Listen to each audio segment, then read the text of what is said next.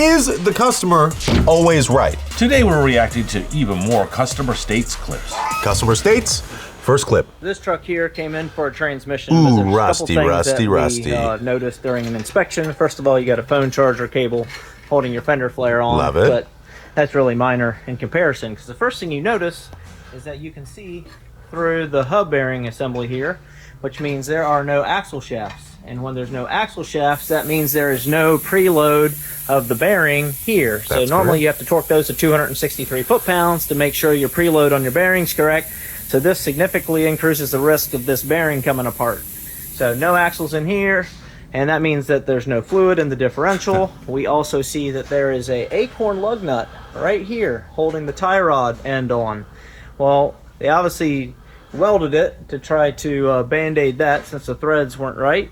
So they put a safety wire tie to try to eliminate it falling completely off if that nut fails. And then you can also see that the tie rod is bent, which is also not safe. But the whole truck is quite crusty, and we're going to need to do some recommendations for the customer so that they can go back on the road safely, because otherwise this is a rolling disaster. Yeah, I would say it is. Okay, two things about this. I grew up in the Northeast. All the cars I've ever dealt with are all rusty. Yeah. All rusty. The first car I ever had was a Honda Accord. It was like a 96 Honda Accord. I could stick my hands through the rocker panels. Like, it had so much rust on it. It was awful. With my 80 series, it's been a California car its entire life. I just feel so blessed to finally have cars that are like not rusty. And I've been doing all this stuff with like cleaning everything up, and there's just no rust anywhere. And I'm like, oh man, I finally made it. You know, like I finally made it. Second thing I was gonna say, whenever I see stuff like this, I'm always like, that guy's driving next to you at 70 miles an hour. Yeah, that's scary. Yeah. I mean, it is scary. Literally any of this could just blow apart catastrophically at any time. Because I'm a mechanic, I get worried about my daughter getting in other people's cars. Yeah. And when they drop her off, I go inspect their cars. I won't let her get in otherwise. Yeah, that makes sense. Because there's like this out there. What the are you? Yeah, this is bad. I love that lug nut though. The zip tie is like the funniest thing to me, or the safety wire, but like, yeah, that's not stopping anything. No, like, I like, when you put this on, I'm speaking to the guy that owns this truck. When you put that on, do you have any idea how much force or how much like load that is under? Like this little tiny safety wire is like, it might as well be dental floss. Yeah, exactly. Put a ratchet strap there. Yeah. I trust a ratchet strap more than that. I trust a ratchet strap, yeah. Next clip. What's wrong with that? Is this supposed to do that? That looks fine, man. If it's spinning, then who cares? It's kind of amazing, like, U-joints will, like, blow up, but they will also hold for so long. Yeah, I mean, as long as you're not abusing them. I mean, if you're in the dirt, it'll snap then. Yeah. It'll just get twisted and torqued all over the place. Like, yeah. That thing they had to have heard noise for weeks before. Oh yeah, I mean, if it's that bad, where it's like literally like you can just like spin it off like that. Oh, you took it off, yeah. Yeah, like that must have been like an insane vibration to drive it like that. When we were out on Fordyce a couple months ago in my Land Cruiser, we got jammed up on a rock and my drive shaft was literally just like sparking off the rock. Yeah. Shout out Tom Woods, because that thing held up and I'm still driving on it and haven't replaced it, and it still seems like it's balanced perfectly, so. No vibration? Yeah, who gives a shit? Next clip, please. Man, this is a lot of work. Wish I had an extra set of hands. Dude, I got you. NOS Energy Grand Prix Guava. Yeah, it tastes great, and it'll give you that energy boost you need. NOS Energy Grand Prix Guava packs the punch of guava and peach into one bold tropical flavor that fuels adrenaline junkies from the track to the street. It's great for long hauls or long days in the garage, helping you lock in and focus. If you have a project car, you know the work is never ending, so grab yourself a can of NOS Energy Grand Prix Guava and get your project over the finish line. You might even feel like you have an extra set of hands. Click the link in the description to learn more. Whoa, getting crazy. Whoa.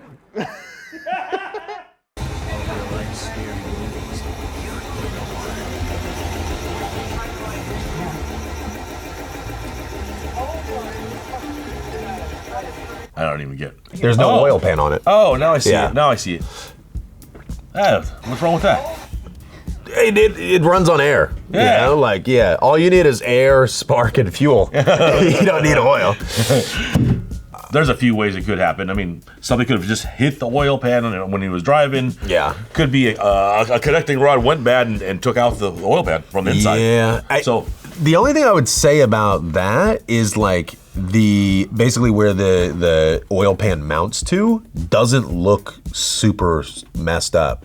So it literally looks like somebody just pulled it off and didn't put it back on. You know what I mean? Like, you don't see any like snapped bolts or like bent anything like around that mounting surface. Like, yeah, but I guess I don't know. I mean, I have no idea. It could have. Yeah, someone took the oil pan off. Huh? It could have gotten ripped off. Also, a lot of vehicles these days use aluminum, plastic and aluminum oil pans, and like, Plastic oil pans? I think so, right? I don't know. I'm pretty sure I've seen some plastic oil pans. Double check me, chat. I'm almost positive. I wouldn't die. Toyota would never do that to us. They probably would, actually. Yeah, they will. With the 4th gen Tacomas and 6th gen. Don't get me started. But yeah, anyways, it's if it's plastic or aluminum or whatever, I guess it could rip off without like you leaving still a see mark. bolts. And it looks like the bolts aren't there. Yeah, I don't see any bolts. That's what I mean. Is like this literally looks like somebody just forgot to put it back on. But why were they running it? They're just trying to blow it up. That's the only way. Yeah. I mean, I don't know what the hell's going on here. I mean, they called all their friends over to watch it. Yeah, exactly. All right, next clip. Customer comes in for an oil I'm change, hungry. states that there's a rattle in the front Too end, much going on here. but we're gonna ignore this. That could be it. If it's not broke, don't fix it. Customer just wants an oil change. The motor mount's broken and you use a jack to hold up that motor, which is a great idea. Customer's taste. Yeah. know. It's not really an isolator though. There's not a lot of rubber to, dampen the vibrations in there. Which reminds me, I got to replace my motor mounts too. Well, I want to know how they both did that jack in there. Right? I mean, because that motor's going to torque. It doesn't. Why isn't it flying out? I will almost ratchet strap? I will almost guarantee you it's the way that anybody does it that does like this, and it is self-tapping 10mm screws. Oh, nice. 100% guaranteed that's what they used. In the block too, huh? Oh yeah. Yeah. Oh yeah, just everywhere. There's like 7 of them on one side and then there's like 6 on the other side, it's just like not even, they're all just all over the place. It's Some super glue too? some super glue, Yeah. epoxy, JB Weld, all JB of Weld's it. the greatest. It sure is. Throw a ratchet strap in there, why don't you? How tight you like your ratchet straps? It's pretty hard for your engine to fall all the way out of your car. Yeah. Because it's not dangerous. It's not gonna. I mean, at some point the motor's not gonna run. Yeah. Because it's probably yanking on stuff. and it's gonna start like it's gonna start pulling other stuff out of place. Oh, yeah, like yeah. obviously, you have your engine, your transmission, your drive shaft. If it's a rear wheel drive car, but it's all in a line. Yeah. So and the geometry of that line is pretty specific. And Well, it's adjustable now. it is now. Adjustable. Now you can change that geometry on the fly. Yeah, just get like a long rod up to the window. And Oh yeah, just twist it. Just twist it down and while, up. while you're driving. I can change the sound of my car. Get rid of that drive shaft vibration like we were talking earlier. Oh Get yeah, rid of that's it. true. Yeah. Yeah, just be angle Wow, it. this is genius. This guy actually figured out something that the automotive industry has been looking into for a long time. Oh yeah. Yeah, I mean, sure. I mean, it is dangerous, obviously, but like, it's more dangerous for the car than Yes. anybody else, I feel I like. mean, to me, the only thing that would be dangerous is if it yanked on a fuel line and caught on fire. But otherwise, I mean, it's not dangerous. I mean, the brakes still work. Hopefully, the steering works. I mean, well, there are steering components kind of falling off, but yeah. Yeah, I mean, It's not dangerous. Probably make a whole lot of noise. yeah, it's a cool party trick. Next clip, please. Customer states car does let's not see. drive. Oh my god. This is gone, the subframe's gone. Oh. That's a little hole. More than the subframe gone.